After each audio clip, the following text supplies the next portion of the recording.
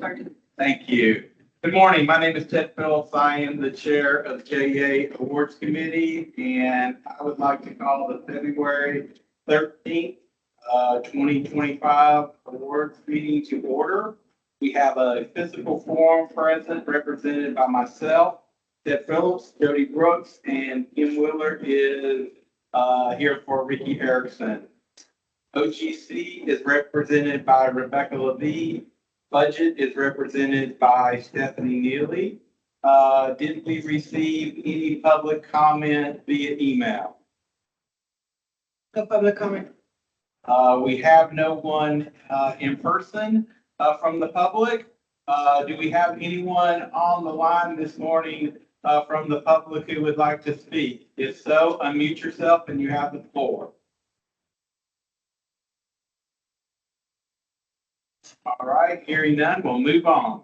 On today's consent agenda, we have items 1 through 6. They have been approved by procurement, budget, OGC, legal, the business unit VP and chief, and are ready for awards committee approval. Before taking a vote on the consent agenda, would anyone on the committee like to move the minutes to the regular agenda or any of the other items to be deferred or move to the regular agenda? Hearing none, may I get a motion to adopt today's consent agenda? Second. So that was Jody with the motion and Kim with the second. All those in favor say aye. Aye. Any opposed? Hearing none, the motion is adopted. On the regular agenda, we have 2 items. The first item is a reverse auction for Microsoft Enterprise Agreement licensing and support. So I was the one that asked this to be put on the regular agenda. I can't remember us ever doing a reverse auction, so I thought it might just be helpful to the committee to understand how the reverse auction works and why we thought this is the best reason for that. Hi, Ted. Good morning. I've written on my agenda, how does a reverse auction work? Before I got into this meeting, so sounds like Jason's going to tell us. Actually, this is Nick for the record. Yeah. So from a procurement standpoint, yes, this was the first reverse auction that JEA had completed. A reverse auction, well, typically a normal auction like eBay that most people are familiar with, you have lots of buyers and one seller, so the price goes up. A reverse auction is when you have lots of sellers and one buyer, so the price goes down.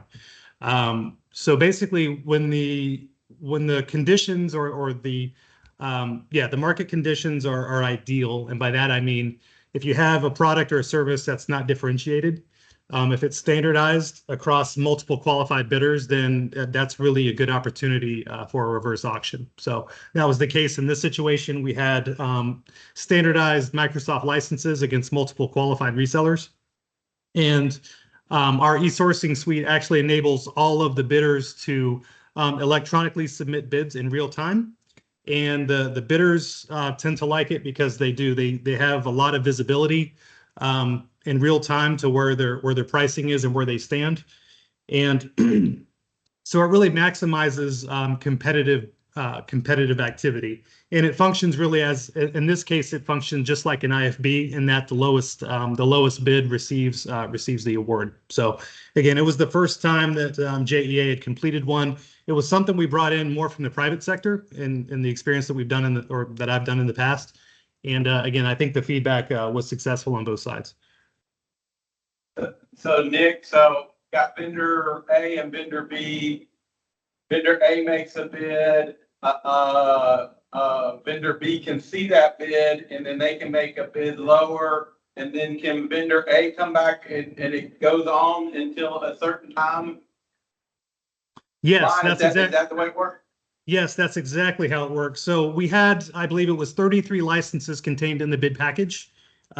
So the bid was open for 20 minutes, and then on any time that the lead is taken, the bid automatically extends for another 3 minutes.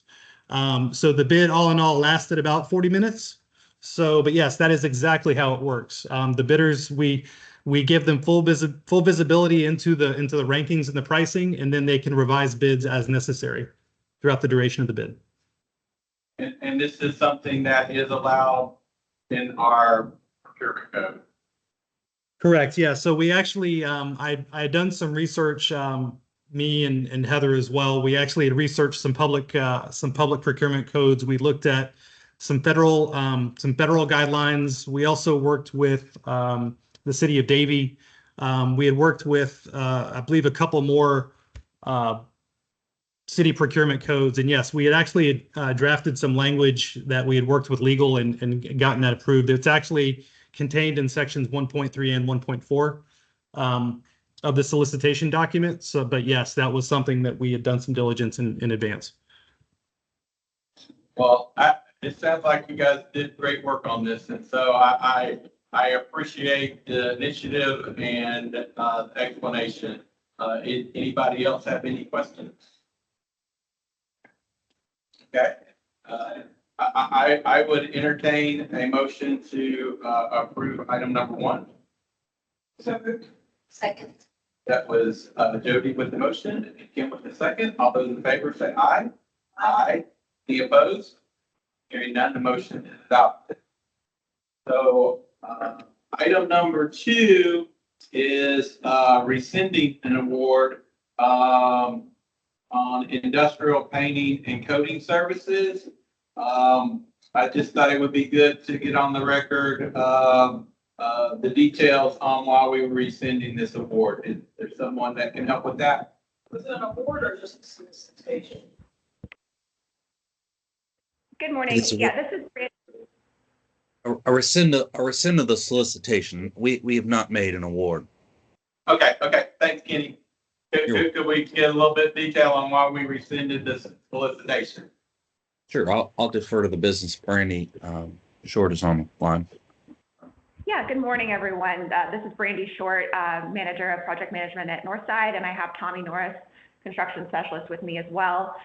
We based this solicitation, the minimum qualifications, on a previous contract that we had with SJRPP and JEA. That's no longer in effect. It was an older solicitation. So we used that as a basis for this bid. And when we received the bidders list as minimum qualifications, all of them, we reviewed them and we didn't feel that they would meet the needs of the contract. The companies that provided bids were primarily road and bridge painting and some coating, but we didn't see a lot of more skilled coating experience, especially confined spaces, which is what we would encounter out here at Northside.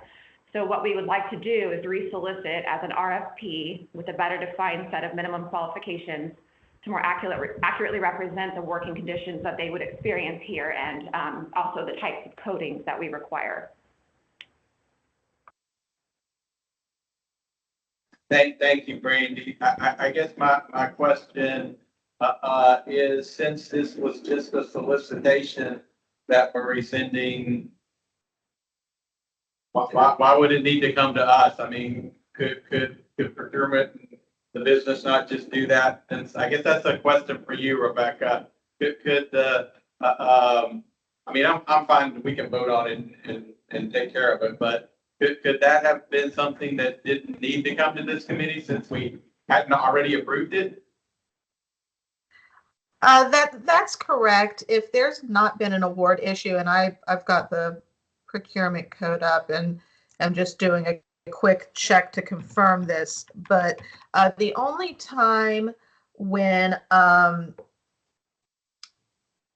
we would need to bring it to awards committee would be if it were involving an award that the committee had already issued.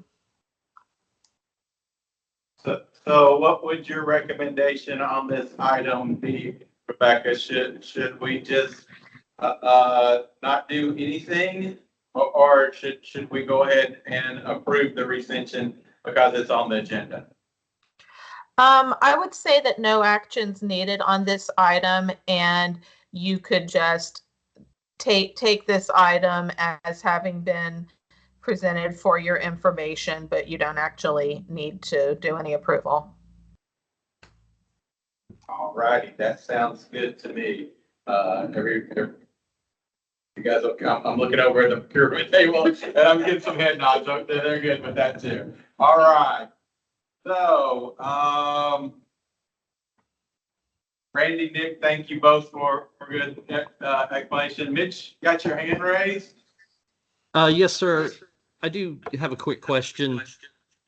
Since we're basically, or not we, you guys are not going to vote on the recension, should it then just be moved to the information only section of the agenda? Yes,